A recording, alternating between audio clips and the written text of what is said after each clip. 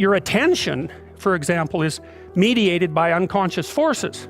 And you know that perfectly well. And this is another Freudian observation. You know, if you're sitting down to study, for example, your conscious intent is to study, but you know perfectly well that all sorts of distraction fantasies are going to enter the theater of your imagination non-stop and annoyingly, and there isn't really a lot you can do about that except maybe wait it out.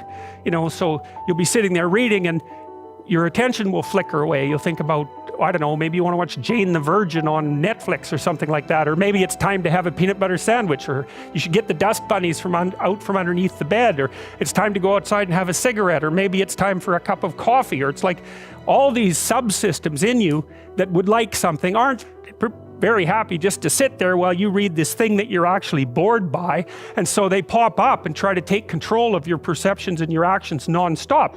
Maybe you think, well, this is a stupid course anyways, why do I have to read this damn paper, and what am I doing in university, and what's the point of life? It's like you can really get going if you're trying to avoid doing your homework, and then you might think, well, what is it in you that's trying to avoid? Because after all, you took the damn course and you told yourself to sit down.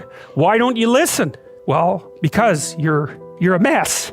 That's basically why. You haven't got control over yourself at all. Okay, so there's the memory function of the unconscious, and there's the dissolutive function. That's an interesting one. The unconscious contains habits, once voluntary, now automatized, and dissociated elements of the personality, which may lead a parasitic existence. That's an interesting one. I would relate that more to procedural memory. You know, so what you've done is practice certain habits, whatever they might be, let's call them bad habits, and you like those things to get under control, but you can't. So maybe when you're speaking, for example, you use like and you know, and you say a lot, and you've practiced that, so you're really good at it, and you'd like to stop it, but you don't get to, because you've built that little machine right into your being, right? It's neurologically wired, and it's not under conscious control, and anything you practice becomes that.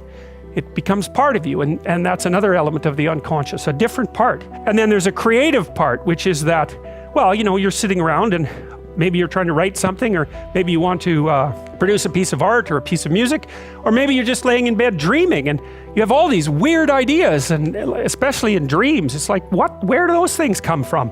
And even more strange, one of the things that's really weird about dreams, and almost impossibly weird, is that you're an observer in the dream. It's like a dream is something that happens to you. Well, you're dreaming it, theoretically, so how is it that you can be an observer?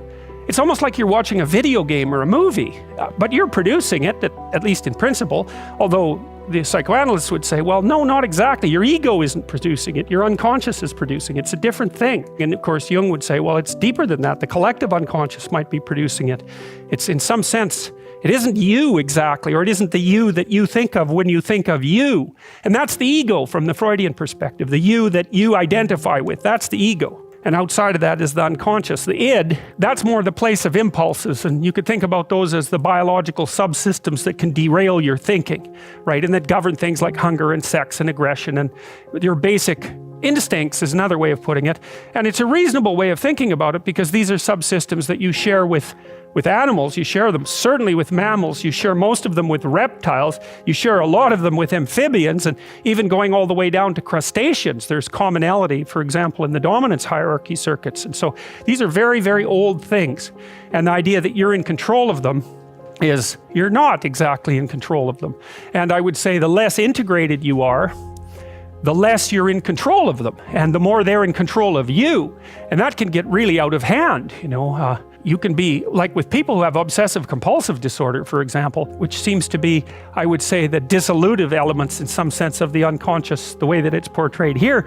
Poor people with obsessive compulsive disorder, they can spend half their time doing things that they can't really control, and they have very strong impulses to do them, and it's very hard on them to block them, you know. They'll almost panic if those things are blocked. And then you have people with Tourette's syndrome, you know, that they'll be doing all sorts of weird dances and spouting off obscenities and imitating people without being able to control it, and sometimes a little bit of antipsychotic medication can dampen that down, but it's as if there are these autonomous semi-spirits inside of them that grip control over their behavior and make them do things. And you know, you find that to some degree in your own life, because maybe you've become very attracted to someone, even maybe you don't want to be attracted to the person, and then you find yourself, you know, texting them when you know perfectly well that you should be going to bed, and you know, you're in a grip of something, and you can't control it, and that's all part of the unconscious and all part of what Freud was studying.